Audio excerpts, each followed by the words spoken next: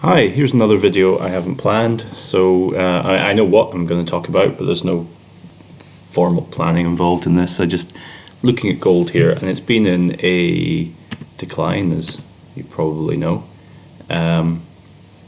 So it's back up this level here that I've marked in. Now I think gold's got further to go down. I think there's a good chance it's going to come down to either this level here or just around here, but certainly down around the $1,000 per ounce mark. So just looking for reasons that there might be to go short on gold, and it looks extremely bullish right now, which is a fantastic reason to short anything.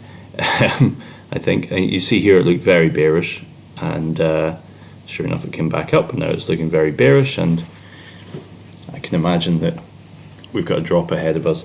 So I was just thinking where it might drop from. Now this here looks like a QM, Quasimodo, where you have a head and shoulders, high, low, higher high, lower low, and it's come back up to this shoulder.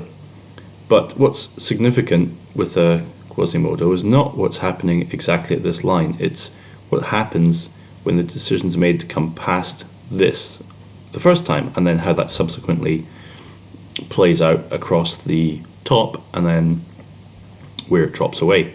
So that's really what you're looking for, not some exact meet-up with this line on both sides.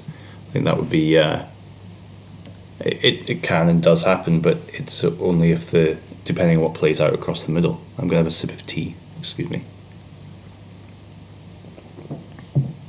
Okay, so this is the daily chart. I'm going to go into an hourly chart so you can see this black line is the only thing I've marked on the chart so far. So what you see is this nice strong move up through the previous high, and then we have a bit of compression there, and then it drops very nicely back down underneath and then carries on. And I think we're all familiar by now that this is an FTR in here. But what's interesting about the FTR is what it reacts to. So you have a decision in here somewhere to come up, then the FTR comes back, and in this case it tests that decision and it goes off again. So that's really what I see as being very important, is the decision point that happens in there. So I'm going to go down a couple of time frames.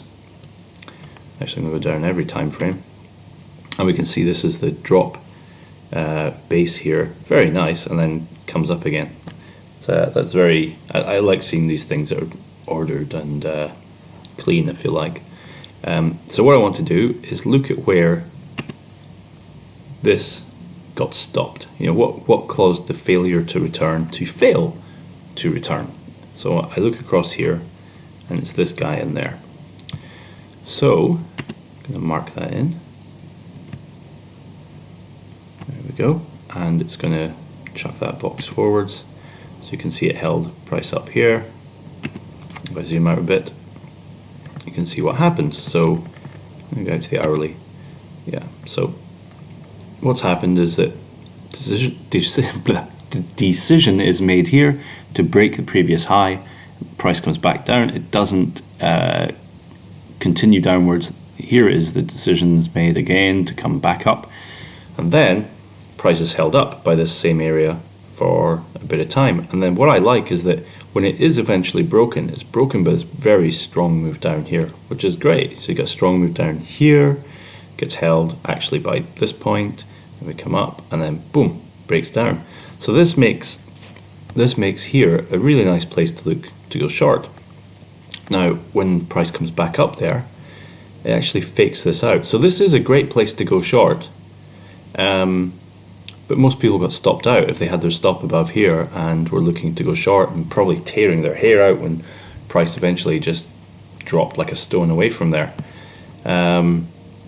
So I mean, that would cause a lot of people to give up, but I can't remember what I was doing back in October. I can't remember what I was doing before I made this cup of tea. So this is kind of why trading suits me, because my memory is so bad.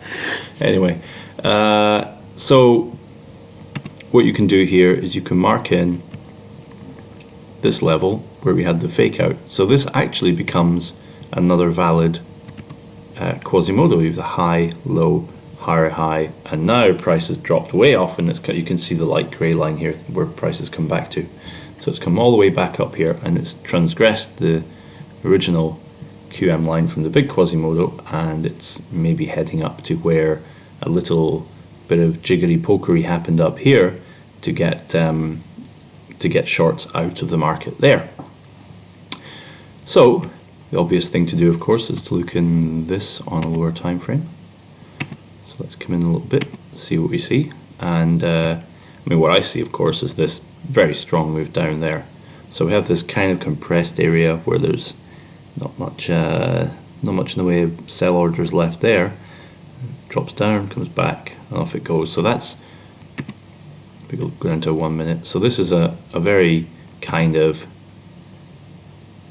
I guess, obvious area here where price is coming down, back up, and then it's fallen. And you can see when it gets to this line again, it has a little kind of think, and off it goes. So this is where I would be looking to see something develop in price that would tell me it's likely to drop or turn around at this point, or at least we'll get a reaction, I would think, there. So, I mean, you can also see up here, there's where's the point? So that's, this is the higher QM level, and you see price comes up and stops there, and then it goes back a few times. So it's good to look in a bit closer and here to see exactly what's happened. So at some point, which was probably here, the decision is made. Whee! I mean, I could look in a lower time frame. I don't have anything under 1 minute, but I'd be interested to see exactly in there where it was decided to break this line. But all I can see from now is, all I can be sure of is that it was either somewhere here, or it was in fact somewhere there. So potentially like here, and I'm fairly confident that that's going to be what's held this up, etc. So let's go out and we can see it makes a decision here, comes down, bounces off it, and somewhere here it decides to go back down again. So let's just look again in a smaller time frame. So at some point, like here, decides to go down, fails to return, continues to drop. Sure enough, it shoots back up, right back up to this level where the decision has been made to break under this here. So these are pretty important points that I'm pointing out. excuse the shitty pun. So yeah, this in itself is an FTR. So it's a decision to come down and break everything down, but it's also the FTR of the decision to come up above this. So you can see there's real significance to these points. So that's what I'm looking for. Let's make this different colors so we can see what's going on. Come back to the present day, and you see, just it doesn't surprise me, the close of the week sits underneath this, and when the week opens it has to decide, am I going to break through this or am I going to drop? And you can also see what's that pink line below? What did I do there? Oh yeah. So there's the main point that held price up here, broke down, up it goes, and you can see it's acted around this as well, dropping off the underside here. So what will be interesting is where it has decided to well, let's go to the daily again. Yeah, so we have this here. I think we've shown everything that we need to see going through there. Other interesting points, of course, are where it breaks here, because it has to decide also that it's going to pass this low, and the decision to pass that low, you can see it on the 30-minute, you can see it here, you can see it there. You can see as you open out the time frames, you start to see where these decision points are made. So you can see here there's a price drops, it has a little think, and then it drops right through that previous low. So I'm going to mark this in. Here's the previous low. I'll just change time frame so it moves that box forward, and I'll put that box into some other colour. Let's make it pukey green. There we go.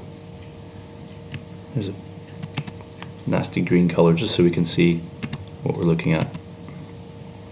And sure enough, that decision's made. It drops down, comes back to the underside of it, and then drops away again.